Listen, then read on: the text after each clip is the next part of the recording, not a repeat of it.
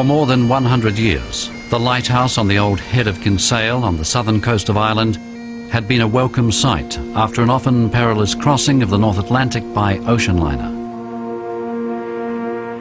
Today, it marks the nearest landfall to the scene of the most dramatic and controversial maritime disaster of the century.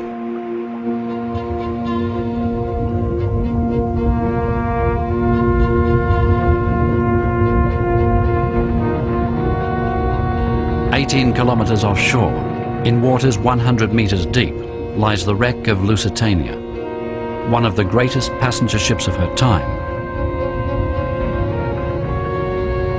Her sinking by a German U-boat in the first year of World War I shocked the world. But Lusitania was not merely a casualty of war. She was a victim of the extraordinary rivalry that had brought about her very creation.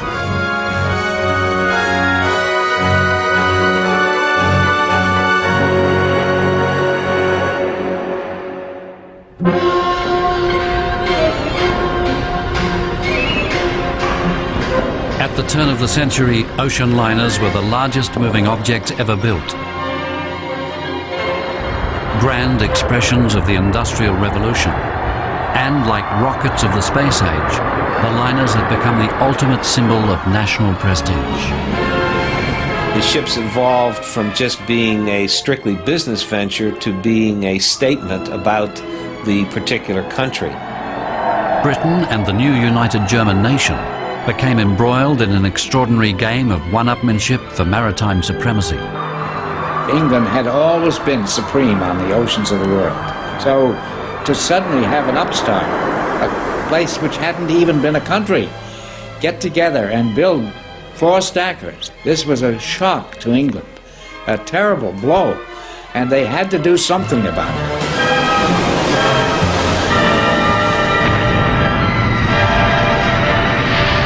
By 1914, the rivalry between Britain and Germany became war, and the liners were to become giant pawns in an unbridled battle for dominance of the globe.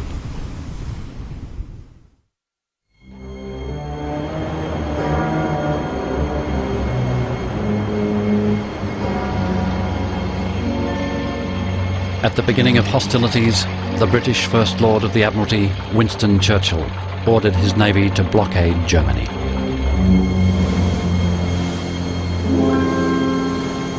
His aim?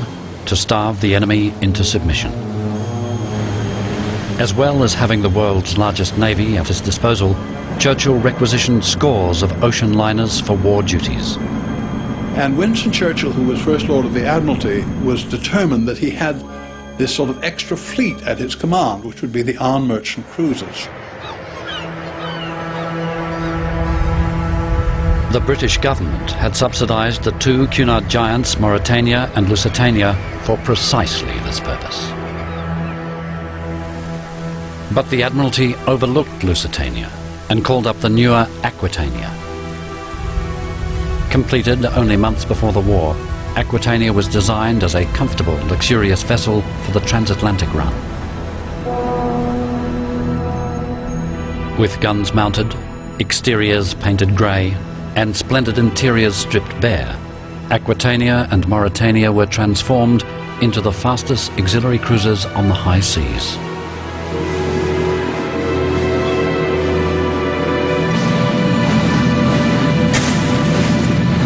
But almost immediately, Churchill discovered that the giant Cunarders were totally unsuited to the purpose. But he made a discovery that his planners hadn't told him, that within 3 weeks there wasn't a scrap of coal left in the Admiralty bunker. They'd drained all the coal, that these ships are very expensive to run. Impractical as auxiliary cruisers, Aquitania and Mauretania were dispatched to other, more appropriate war duties, as troop ships.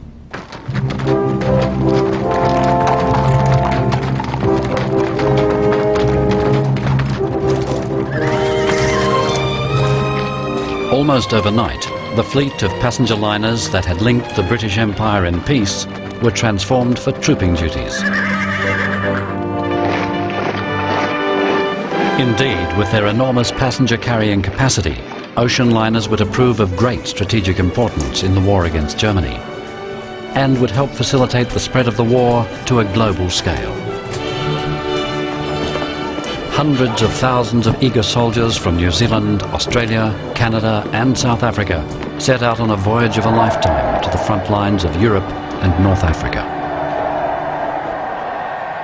The intention to move troops around by sea isn't just a function of the great liners. We did it with sail and wood throughout the 19th century. We had from the East India Company on in India, and we carried troops to India by the long route, to South Africa by the long routes. But steam and metal transformed that with the rapidity with which you could move them and the scale on which you could move them. The first truly ocean-going liner to carry troops was the Great Britain. In the mid-1850s, she was converted to carry 1,650 soldiers and 30 horses to the Crimean War. At the end of the 19th century, Empire troops voyaged from Australia to South Africa to fight in the Boer War.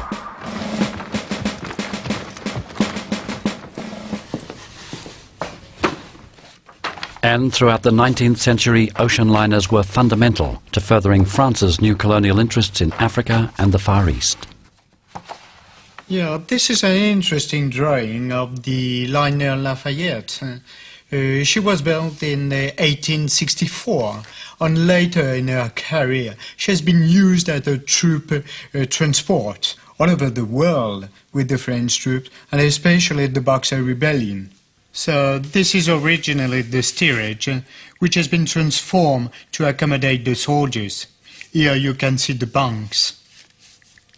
On the drawing you can see on the promenade deck we have got 37mm cannons marked in red ink. For some ships you have got two drawings, I should say. You have got one drawing which is for the way out and one for the way back.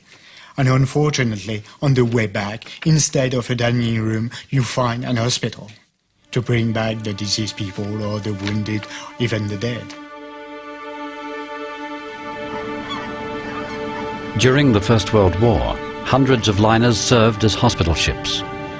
Wearing the distinguishing Red Cross colours, a ship could claim protection under the Geneva Convention and, theoretically, become a sanctuary from the carnage.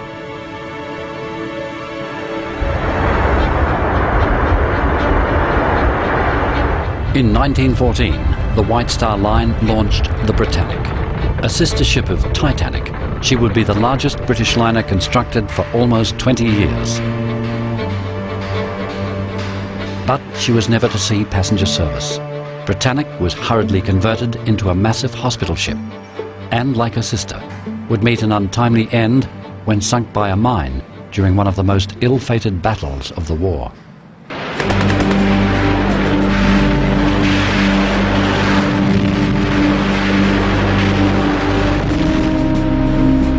Britannic served alongside Aquitania and Mauretania and scores of other liners, enabling Britain to launch a second front against Turkey at Gallipoli.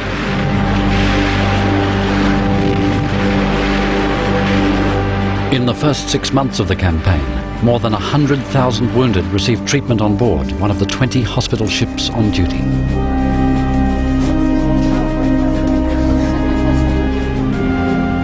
The Gallipoli campaign ended in disaster for Britain, and in one of the sad ironies of the war, countless troops were to spend their last days alive on some of the world's most luxurious liners.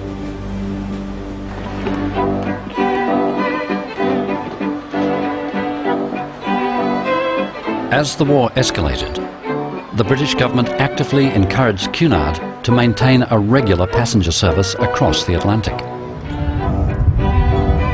The giant Cunarder Lusitania had so far avoided war duties. Unlike her fleet mates Mauretania and Aquitania, her cabins and public rooms had not been stripped bare for bunks and war supplies. As long as there were paying passengers, the sound of champagne corks and a palm court orchestra would continue to drown out thoughts of the war. But in 1915, the sea lanes around Britain were the most dangerous in the world.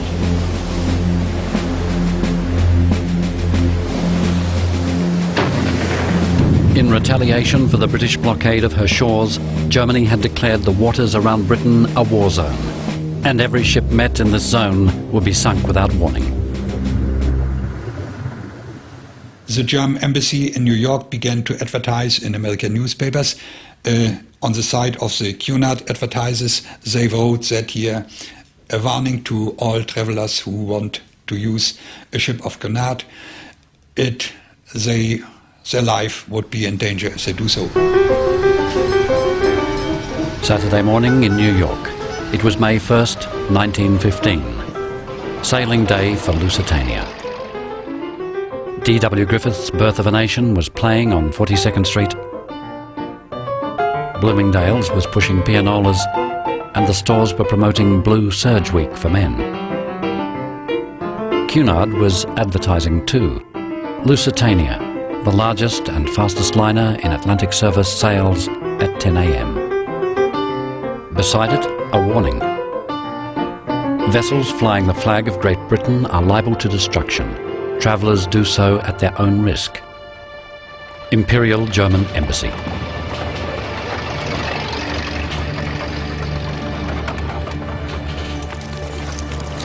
Despite the warning, 1,300 passengers arrived at New York's Pier 54 to board the giant Cunarder.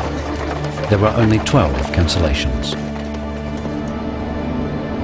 Rumours persisted that the ship was armed and carrying war supplies.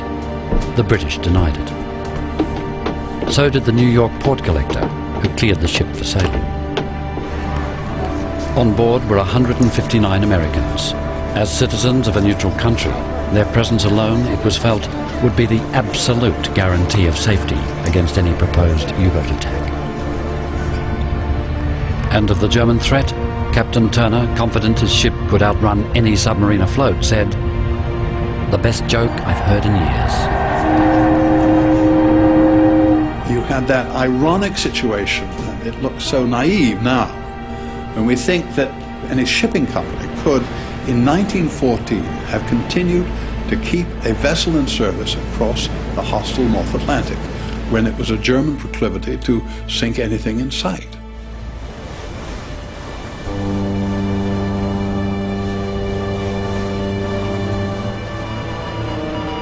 Five days later, off the southern coast of Ireland, Lusitania received a radio message warning of submarine activity in the area. U-boat skipper Lieutenant Walter Schweiger had found good hunting in the fishing grounds off the Irish coast. In 48 hours, he'd sunk 2 Harrison Line steamers.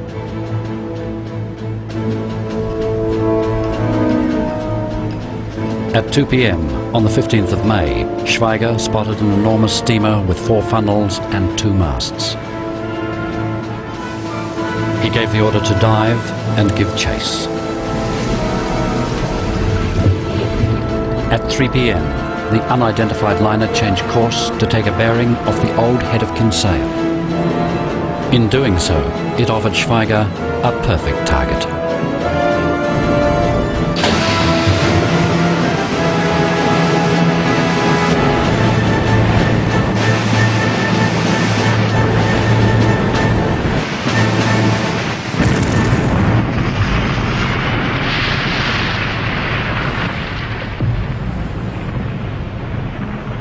In less than 20 minutes, Lusitania sank 100 meters down to the sandy bottom.